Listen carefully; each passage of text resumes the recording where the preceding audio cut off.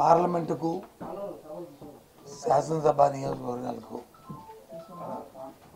ఏవైతే పేర్లు చెప్పబోతున్నానో వారందరినీ ఇన్ఛార్జిగా మా పార్టీ అధ్యక్షుడు జగన్మోహన్ రెడ్డి గారు ఆలోచనతో ప్రకటిస్తున్నాం. ఇవన్నీ కూడా కాకినాడ ఎంపీ స్థానానికి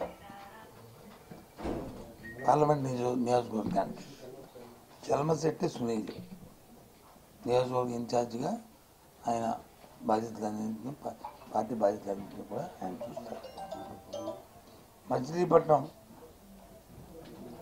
ఎంపీ నియోజకవర్గానికి సంబంధించి పార్లమెంట్ నియోజకవర్గానికి సింహాద్రి రమేష్ బాబు ఎవరైతే ప్రస్తుతం అమనగడ్డ ఎమ్మెల్యేగా ఉన్నారో వారు ఆ పార్లమెంట్ నియోజకవర్గం తాలూకా ఇన్ఛార్జిగా వ్యవహారాలన్నీ చూస్తారు. ఆయన నరసరావుపేట నియోజకవర్గానికి సంబంధించి పార్లమెంట్ నియోజకవర్గానికి సంబంధించి పి అనిల్ కుమార్ యాదవ్ ఎవరైతే మొన్నటి వరకు మంత్రిగా ఉండి శాసనసభ్యుడిగా నెల్లూరు శాసనసభ కార్పొరేషన్ శాసనసభ్యుడిగా ఉన్నారో ఆయన పార్లమెంటరీ నియోజకవర్గానికి నరసరావుపేటలో ఆ బాధ్యతలన్నీ కూడా ఆయన చూస్తారు. తిరుపతి ఎంపీగా ఎస్ఎస్ఎంలో ఇప్పుడు ప్రజెంట్ ఉన్న డాక్టర్ ఎంసీ గురుమూర్తి ఎవరైతే ఉన్నారో ఆయన మొన్న సచివేడు ఎమ్మెల్యే నియోజకవర్గానికి వచ్చి పెట్టాం. మళ్ళీ ఆయన తిరిగి బ్యాక్కి ఆయన పార్లమెంట్ నియోజకవర్గాన్ని ఆయన పర్యవేక్షించడానికి ఆయన్ని చూడమని చెప్పని ఆదేశాలు ఇవ్వడం జరిగింది. అలాగే అరకు వ్యాలీకి ఎస్టీ శాసనసభ స్థానానికి మన అక్కడున్న పార్లమెంటు సభ్యులని అక్కడ ఆ ఎమ్మెల్యే స్థానాన్ని పర్యవేక్షించమని చెప్పారు. ఇప్పుడు ఆమెని కాకుండా రాగం మత్స్యలింగం ఆయన్ని ఆ శాసనసభ నియోజకవర్గంలో అది ఆయన పార్టీ వ్యవహారాలు అన్నీ చూడడానికి వచ్చి ఆయన నియమించడం జరిగింది.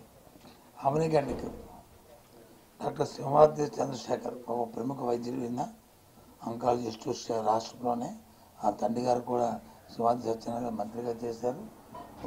వారి అబ్బాయి అయిన డాక్టర్ సింహాద్రి చంద్రశేఖర్ గారిని ఆ శాసనసభ నియోజకవర్గానికి ఆయన్ని ఇన్ఛార్జ్గా నియమించడం జరుగుతుంది. సత్యవేడి ఎస్సీకి అసెంబ్లీ స్థానానికి అసెంబ్లీ స్థానానికి ఆ నియోజకవర్గం సంబంధించి నౌకతోటి రాజేష్ వీరిని ఆ నియోజకవర్గ ఇన్ఛార్జిగా వీరిని నియమించడం మరి ముఖ్యమంత్రి గారి ఆదేశాల మేరకు పార్టీ అధ్యక్షుల ఆదేశాల మేరకు వీరందరినీ కూడా అంటే 4 ఎంపీ స్థానాలు 3 ఎమ్మెల్యే శాసనసభ నియోజకవర్గాలు 4 పార్లమెంట్ నియోజకవర్గాలు 3 శాసనసభ నియోజకవర్గాలకి ఇవాళ వీరిని మరి నియమించడం జరిగింది వాళ్ళందరూ కూడా. ఓకేనా ఇవన్నీ కూడా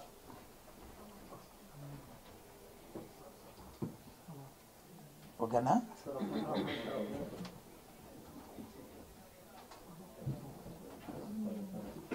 చెప్పండి వెళ్ళి తీసుకుంటాను.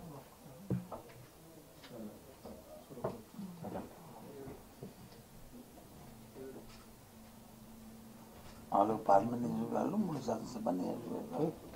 ఓకేనా. ఓకేమ్మా కసరత్ అయితే ఎక్కువ ఉంది. నేను సిద్ధం మేము సిద్ధం అంటే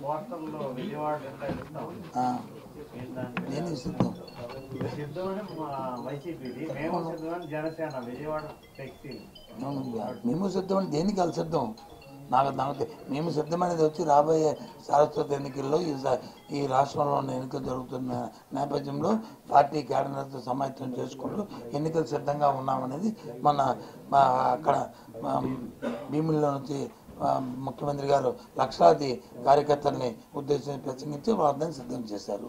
3వ తారీఖున వచ్చి నెల్లూరులో నుంచి మళ్ళీ ఏలూరులో నుంచి 3వ తారీఖు నాడు అక్కడ కూడా ఆయన కార్యకర్తలందరినీ అక్కడ సమాయత్తం చేస్తూ సిద్ధం చేయబోతున్నారు. మరి దేనికి సిద్ధం అవుతున్నారో నాకే తెలియదు. ఇప్పుడు మా ఊరికైతే మేము సిద్ధం ఉండడానికి ఒక అర్థం ఉంది. ఎందుకంటే ఒక పార్టీ సింగిల్గా పోతున్నాం, 175 స్థానాలకు మేము వస్తున్నాం. ఇప్పుడు మరి జనసేన వాళ్ళు ఎన్ని స్థానాలకు పోటీ చేస్తున్నారు, ఎన్ని స్థానాలకు సిద్ధమవుతున్నారు, తెలుగుదేశం పార్టీ ఎన్ని స్థానాలకు సిద్ధమవుతుంది. ఒకరుగా వస్తున్నందుకు మేము సిద్ధం అనడంలో ఒక సవాలు ఉంది. సంఘటన ఉందండి. దానికి ఒక సాంకేతికత ఉంది. అటువైపు నుంచి అనడంలో ముందు అసలు వాళ్ళు కలిసి వస్తుంటే ఎన్ని స్థానాలకు మొత్తం 175 స్థానాలకు పోటీ చేయని వాళ్ళు, చేయలేని వాళ్ళు, మందలుగా తప్ప కలిసి రాలేని వాళ్ళు దేనికి సిద్ధం అంటున్నారు? ఒకరు మేము సిద్ధమే అంటే ఇంకొకరు మేము సంసిద్ధమని ఇంకోరండి జోకర్లుగా మిగిలిపోలే.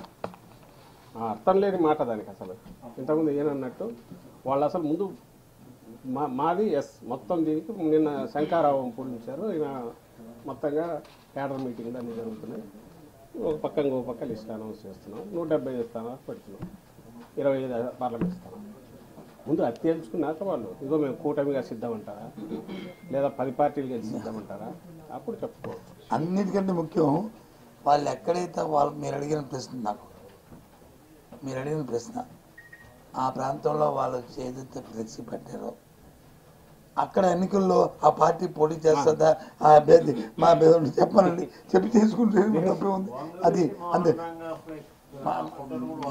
భవనంగా కాదు వాడుతున్నారా ఇంకోళ్ళు వాడుతున్నారా అనే దాంట్లో ఇక్కడ డిస్కషన్ అప్రస్తుతం అన్నీ కూడా.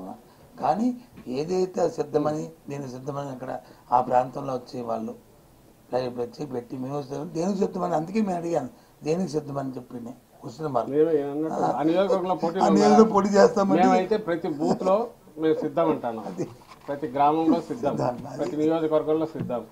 అక్కడ వైఎస్ఆర్సీపీ సిద్ధం ఉంటుంది. మీరు అక్కడ జనసేన పోటీలో లేని చోట జనసేన సిద్ధం అంటే దానికి సంసిద్ధం అంటే దానికి ఏమైనా అర్థం ఉంటుందా? తెలుగుదేశం పార్టీ లేని చోట సంసిద్ధం అంటే అర్థం ఉంటుందా? మొత్తం స్థానాలకు పోటీ చేయలేని వాళ్ళు సిద్ధం అంటే దేనికి సిద్ధం?